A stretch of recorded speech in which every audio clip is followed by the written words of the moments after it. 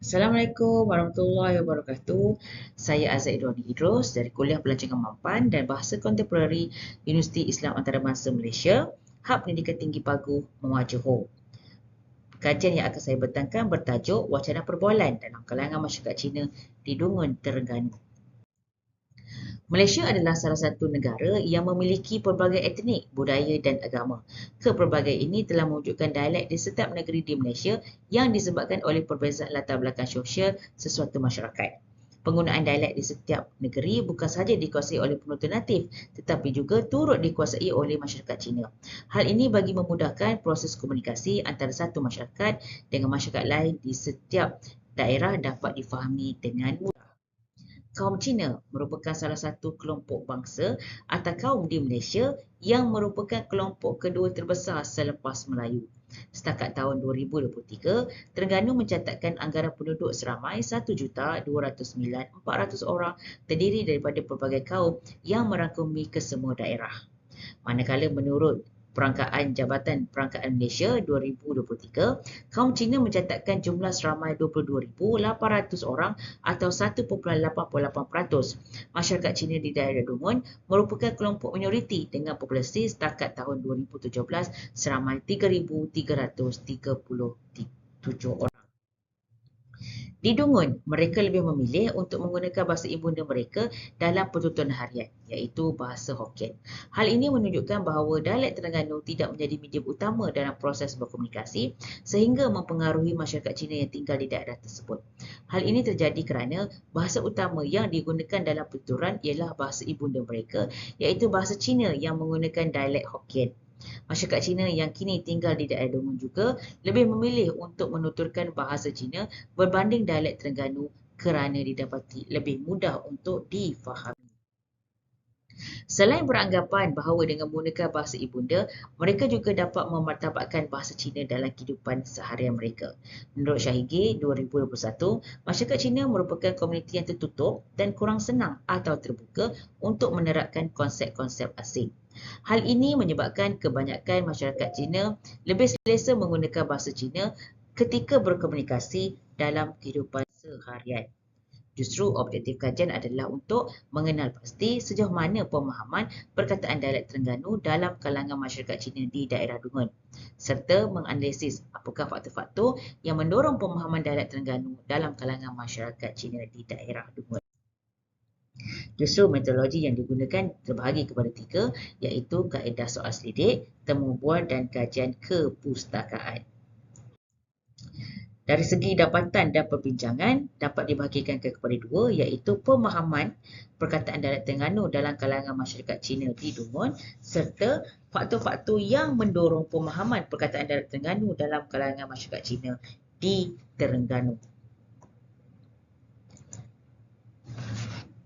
Dialek Terengganu mempunyai warisi bahasa yang unik terutamanya dari segi sebutan, kosakata dan makna perkataan. Penggunaan dialek Terengganu dalam kalangan masyarakat Cina di daerah Dungun menjadi perkara penting dalam melihat pemahaman mereka terhadap dialek tersebut. Berkaitan mereka hanya boleh bertutur dalam bahasa ibunda mereka sahaja.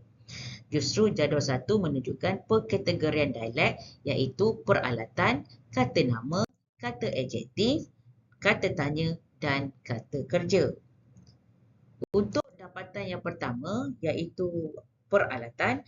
Peralatan ini merujuk kepada tujuan atau fungsi yang dimiliki oleh suatu alat atau konteks. Dalam konteks umum, peralatan adalah perkakas atau alat yang digunakan untuk melakukan sesuatu perkara atau sesuatu benda yang dapat digunakan dalam kehidupan seharian. Penggunaan supik, robot, puyuk dalam dialek Terengganu ini memperlihatkan pemahaman yang baik dalam kalangan responden dengan mencatatkan peratusan yang rendah bagi makna yang tidak tepat. Dapatan menunjukkan 90.9% responden yang memahami perkataan supik dalam dialek Terengganu dengan memilih plastik sebagai jawapan. Selebihnya, seorang responden atau 9.1% memilih sarung sebagai jawapan. Perkataan supik dalam dialek Terengganu yang difahami oleh masyarakat Cina ialah plastik. Hal ini menunjukkan responden memahami maksud plastik iaitu sesuatu yang digunakan untuk mengangkut barang. Perkataan robot mencatatkan peratusan yang tinggi bagi makna yang tepat. Hal ini demikian kerana terdapat seramai 8 orang daripada ke-11 orang responden atau 72.7% memberi makna yang tepat bagi perkataan robot iaitu dengan menyatakan almari sebagai jawapan. Manakala 3 orang atau 27.3% memilih jawapan runtuh. Hal ini menunjukkan responden tidak memahami makna yang betul bagi perkataan robot dalam dialek Terengganu yang bermaksud almari. Selanjutnya, perkataan dialek Terengganu yang tergolong dalam kategori peralatan ialah puyuk atau poyok bermaksud periuk dalam bahasa Melayu standard. Seramai 8 orang responden atau 72.7% yang memahami makna perkataan puyuk dengan memilih jawapan periuk, manakala 2% 2 orang responden bersama 18.2% pula menjawab kuali dan dalam pada itu seorang responden atau 9.1% menjawab sudip. Perkataan poyok dalam Terengganu mengalami pemendekan atau ringkasan suku kata dari perkataan periuk yang terdapat dalam bahasa Melayu standard. Perkataan periuk merujuk kepada peralatan memasak yang digunakan untuk memasak makanan dan biasanya diperbuat daripada logam. Tuntasnya, pemilihan jawapan periuk menunjukkan masyarakat Cina di Raya Dungun memahami perkataan puyuk dalam dialek Terengganu. Seterusnya, dapatan yang kedua dari segi kata ganti nama diri. Saing dan tok dalam jadual di atas merupakan kata ganti nama diri yang mempunyai sistem lambang yang tersendiri. Kata nama ini mencerminkan nilai-nilai sosial dan budaya yang penting dalam komunikasi seharian. Dapatan menunjukkan seramai 7 orang responden atau 63.6% menjawab perkataan kawan sebagai jawapan bagi perkataan saing. Sementara itu, 4 orang responden atau bersamaan 36.4% tidak mengetahui makna yang tepat kerana mengalami kekeliruan dengan saing yang terdapat dalam bahasa Melayu standard dan telah memilih gaduh sebagai jawapan mereka. Perkataan saing dalam bahasa Melayu standard bermaksud bersaing atau bergaduh atau mudah untuk difahami adalah berkaitan dengan persaingan atau pertandingan dalam mendapatkan suatu perkara atau benda. Manakala dalam dialek Terengganu, perkataan saing didefinisikan sebagai teman atau kawan. Pemahaman perkataan saing dalam masyarakat Cina di Raya Dungun adalah tinggi. Hal ini kerana masyarakat Cina menganggap bahawa perkataan saing ini lebih menunjukkan kemesraan apabila sesuatu interaksi dan komunikasi itu berlaku. Seterusnya, dapatan makna bagi leksikal tok yang bermaksud nenek menunjukkan seramai 9 orang responden atau 81.8% memahami perkataan tok kerana telah memilih jawapan nenek. Dalam pada itu, 2 orang responden bersama 18.2% menjawab tidak. Perkataan tok merupakan sebutan yang sering digunakan untuk memanggil datuk atau nenek. Hal ini menunjukkan persamaan dalam makna perkataan tok antara dialek Terengganu dan bahasa Melayu standard. Namun, hanya 2 orang responden yang memilih jawapan tidak kerana menganggap perkataan tok mengalami pengguguran vokal A dan digantikan dengan vokal O yang membawa maksud tak atau tidak. Seterusnya, dapatan yang ketiga adalah kata adjektif, iaitu lalu, buah dan lonjong tergolong dalam golongan kata adjektif. Dalam bahasa Melayu standard, perkataan lalu bermaksud sekarang yang merujuk kepada masa. Sebanyak 6 daripada 11 orang responden bersamaan 54.5% memberi jawapan yang betul, iaitu sekarang, manakala selebihnya menjawab selalu, iaitu seramai 5 orang atau 45.5%. Perbezaan makna dialek Terengganu dalam bahasa Melayu standard memberi kekeliruan kepada masyarakat Cina yang kurang memahami dialek Terengganu. Hal ini kerana mereka beranggapan bahawa perkataan lalu telah mengalami pengguguran suku kata pertama iaitu se yang berada di hadapan kata selalu. Namun dalam dialek Terengganu, perkataan lalu merupakan penegasan sebutan melalui penekanan bunyi huruf tertentu yang serupa dengan bunyi sabdu dalam bahasa Arab. Seterusnya, 6 orang responden atau 54.5% memberi makna yang tepat bagi perkataan buah yang bermaksud buas. 5 orang responden bersamaan 45.5% tidak dapat memberi makna yang tepat bagi leksikal ini. Perkataan buah ini memberi makna sesuatu yang boleh dimakan, akan tetapi perkataan ini memberi makna yang berbeza dalam dialek Terengganu. Menurut Safitria 2020, perkataan buah bermaksud bahagian tumbuhan yang berasal dari putik atau biji bunga. Namun perkataan ini memberi makna yang berbeza dalam dialek Terengganu kerana bermaksud buas. Responden mungkin tidak memahami bahawa perkataan POS dalam Terengganu mengalami perubahan di mana buah yang asalnya berakhir dengan huruf H telah digugurkan dan digantikan dengan huruf S. Selanjutnya, perkataan lonjong bermaksud tinggi dalam bahasa Melayu memperlihatkan peratusan responden yang ramai memahami perkataan tersebut yang mana perkataan lonjong dalam dialek Terengganu bermaksud tinggi. Seramai 9 orang responden atau 81.8% menjawab perkataan lonjong sebagai tinggi, manakala 2 orang atau 18.2% memilih jawapan bujur. Pada asalnya, perkataan ini adalah kata adjektif dalam bahasa Melayu standard yang membawa maksud berbentuk lonjong seperti telur, tetapi dalam dialek Terengganu, perkataan tersebut berubah kepada kata adjektif ukuran kerana membawa maksud tinggi. Dapatan yang seterusnya iaitu kata tanya dan kata kerja.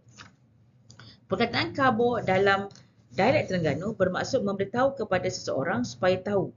Pemahaman yang baik ditunjukkan dalam kalangan responden iaitu masyarakat Cina daerah Dungun dengan mencatatkan peratusan yang rendah bagi makna yang tepat, yang tidak tepat. Hal ini hanya seorang saja atau 9.1% memilih surat khabar sebagai jawapan. Sementara itu, sebanyak 90.9% atau 10 responden memahami makna bagi perkataan khabar. Perkataan surat khabar ialah ejen pembaharuan informasi dan komunikasi yang menjawab segala persoalan dalam konteks perubahan masyarakat. Namun perkataan ini disebut sebagai surat khabar dalam dialek Terengganu. Perkataan khabar dalam dialek Terengganu mempunyai bunyi hampir sama dengan perkataan khabar dalam bahasa Melayu standard. Oleh itu, terdapat responden yang tidak memahami perkataan dan mengalami kekeliruan ketika menjawab borang soal selidik. Sebanyak 9 orang responden atau 81.8% memahami makna yang tepat bagi perkataan wapai yang maksud berapa. Perkataan ini dikategorikan sebagai kata tanya yang digunakan untuk bertanya tentang sesuatu perkara. Namun terdapat 2 responden atau 18.2% menjawab kenapa. Perkataan web banyak difahami masyarakat Cina di Dungun, terutamanya mereka yang menjalankan perniagaan. Mereka memahami perkataan web sebagai berapa yang digunakan untuk bertanyakan jumlah. Kata tanya berapa sering digunakan dalam pelbagai keadaan, terutama untuk mendapatkan maklumat mengenai angka atau nilai sesuatu. Dalam dialek Terengganu, makna perkataan web ini sangat berbeza dengan bahasa Melayu standard kerana mempunyai penekanan sebutan pada huruf W. Penegasan sebutan adalah melalui penekanan bunyi huruf tertentu yang boleh disamakan dengan bunyi sabdu dalam bahasa Arab. Justru dapat disimpulkan bahawa pemahaman dialek Terengganu dalam kalangan masyarakat Cina di daerah Dungun berada di tahap yang memuaskan. Hal ini kerana mereka masih menggunakan dialek Terengganu ketika berkomunikasi dalam kehidupan seharian walaupun tidak konsisten. Walaupun terdapat kekangan dalam konsistensi penggunaan, keupayaan mereka untuk berkomunikasi dalam dialek ini menunjukkan bahawa mereka menghargai dan berusaha untuk memahami bahasa tempatan. Penggunaan harian dialek, interaksi sosial, pendedahan media serta sikap positif terhadap budaya tempatan adalah faktor-faktor yang menyokong terhadap pemahaman ini. Semua ini mencerminkan usaha untuk membina jalinan perpaduan antara etnik dan memperkukuh identiti budaya masyarakat Dungun.